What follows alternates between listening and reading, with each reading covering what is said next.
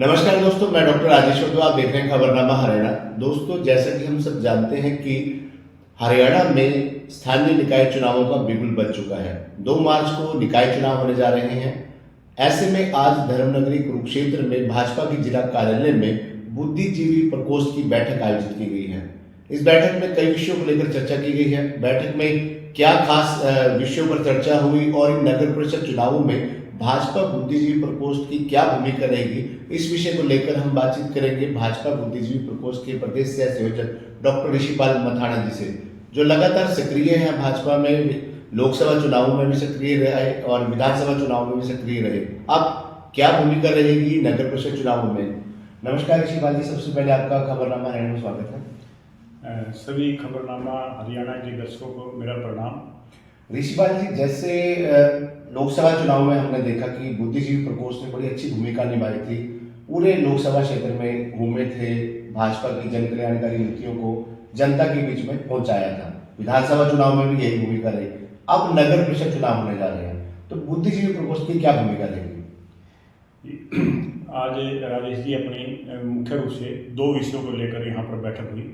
एक अपने जो भारतीय जनता पार्टी के संस्थापक रहे पूजनीय पंडित दीनदयाल उपाध्याय जी, उनका 11 फरवरी को निर्वाण दिवस है, पुण्यतिथि है।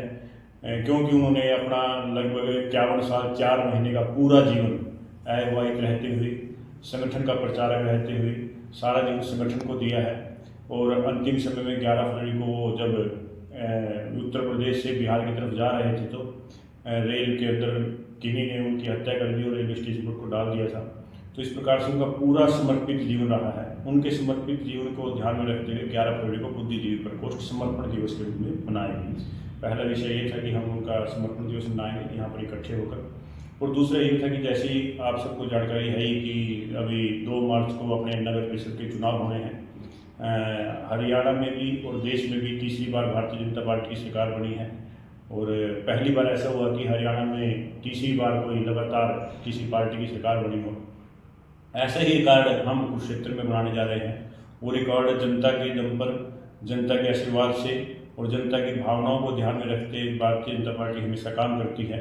और इसी प्रकार का आगे जो नगर परिषद में अपना नुमाइंदा आएगा, वैसे तो अपना नुमाइंदा आ ही चुका है। कमल का फूल हमारा उम्मीदवार होता है और आज हमने घोषणा भी कर दी है कि अपना उम्मीदवार कमल का फूल है।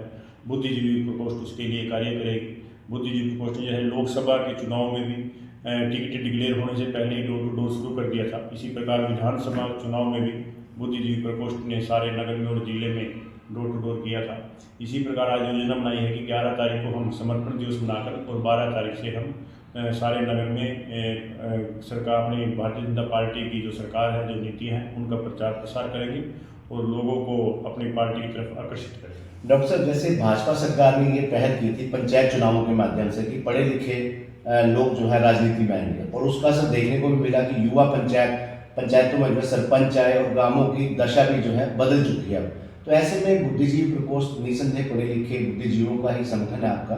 तो थानेसर में 32 वार्ड है, तो कि कहीं उन 32 वार्डों में ऐसे पढ़े लिखे युवाओं की तलाश की जाएगी, जो कि आपकी सरकार का लक्ष्य भी है और आज की डेट में जनता की डिमांड भी है कि पढ़े लिखे युवा लोग ही आगे आए ताकि वो जनता की समस्याओं का समाधान जल्दी करा सके।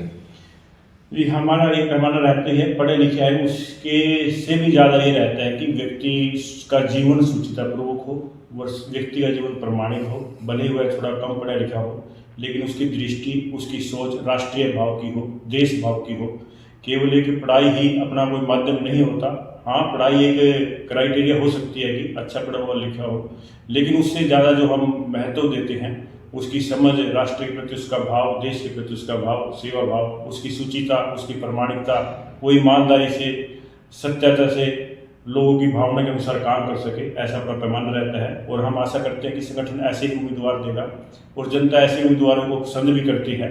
जनता चाहती है कि हमारे उम्मीदवार हैं, जो हमारे नेता हैं, वो ईमानदार हो। ऐसा जनता ने पहले दिखाया भी है और उसी ईमानदारी और प्रामाणिकता के आधार पर हम सोचते हैं कि हमारे को देश में भी और प्रदेश में भी तीसरी बार चुना है और ऐसे हम उम्मीदवार देंगे ही।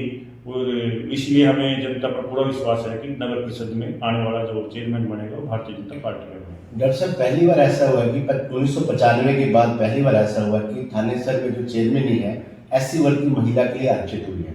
शायद यही वजह है कि बहुत से उम्मीदवार जो है भाजपा की ओर से भी कई दावेदार सामने आए हैं, चाहे वो भाजपा संगठन से जुड़े हैं या नहीं भी जुड़े हैं, उन्होंने भी भाजपा की ओर से दावेदारी की है। तो कहीं लगता है कि भाजपा के लिए, संगठन के लिए बड़ी मुश्किल भरा काम होगा कि पार्टी के लोग भी हैं, पार्टी से बाहर के लोग भी हैं, दावा कर रहे हैं भाजपा के लिए।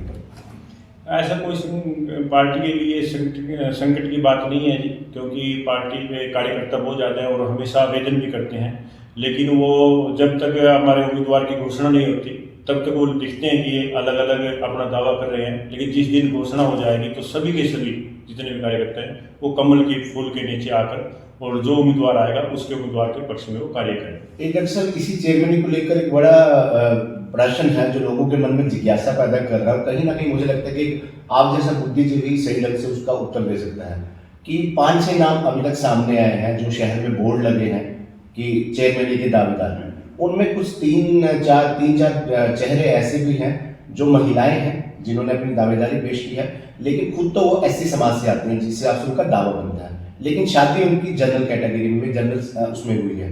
तो ऐसे में क्या समाज, आपको लगता है कि एससी समाज पूरी तरह से उन कैंडिडेटों को स्वीकार करेगा? क्योंकि बीते चुनाव में एक उदाहरण ऐसा ही मिला था कि भाजपा की एक महिला नेत्री है, एससी समाज से आती हैं, जिला परिषद का चुनाव लड़ा, लेकिन वो शादी उनकी जनरल समाज में हुई थी और पूरी तरह से समाज ने ही उनको हराने का काम किया था।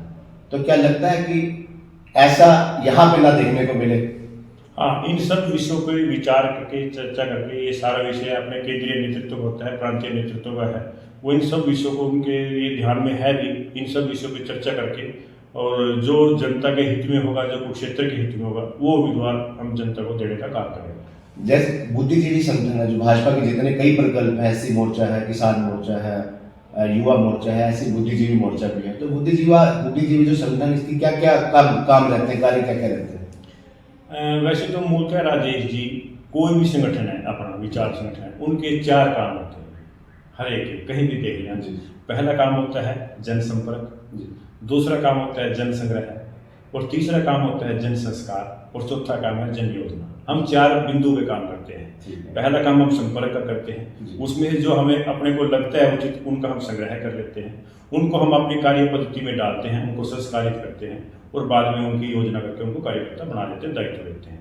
मुख्य रूप से आपने बुद्धिजीवी प्रकोष्ठ का जो काम होता है, वैसे तो बुद्धिजीवी उस व्यक्ति को कहते हैं जो अपने कार्य को इतनी प्रामाणिकता से, इतनी सूचिता से करे कि समाज के क्षेत्र में उसका प्रभाव हो।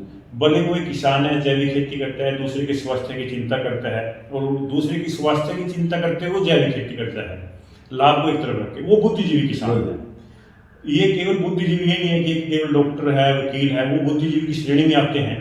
लेकिन हमारा जो पैमाना है पार्टी का, हमारा पैमाना पार्टी का, उसको व्यक्ति को हम बुद्धिजीवी मानते हैं कि अपने कार्य को इतनी प्रामाणिकता से, राष्ट्रीय भाव से, देश भाव को, उन भाव को भी ध्यान में रखते हुए अपनी आजीविका कमाता है और अपने आजीविका से अपने अड़ोस पड़ोस के, अपने देश के, अपने राष्ट्र के आने वाली पीढ़ी को किसी प्रकार का नुकसान ना हो, जिसे कहते हैं सस्टेनेबल डेवलपमेंट। इस प्रकार की हम ऐसा काम करें, ऐसी आय अर्जित करें कि अपनी आने वाली पीढ़ियों को भी उसका लाभ मिले।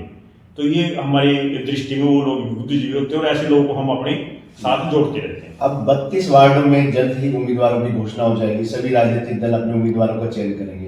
तो जिस प्रकार बुद्धिजीवी प्रकोष्ठ ने लोकसभा चुनाव में, विधानसभा चुनाव में हर क्षेत्र में घूमकर पार्टी का प्रचार प्रसार किया था उम्मीदवार को जीत को मजबूत करने के लिए, तो इन 32 वार्डों में भी बुद्धिजीवी प्रकोष्ठ की क्या भूमिका रहेगी कैंडिडेट को ढूंढने में और कैंडिडेट को जिताने में?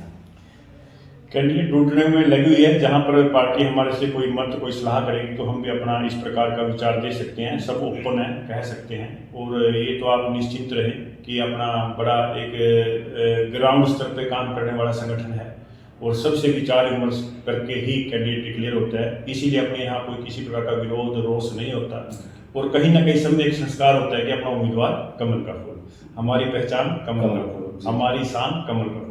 हम इन 3 मंत्र को लेकर काम करते हैं, तो सभी इसके लिए ऐसा करते ही हैं, करेंगे।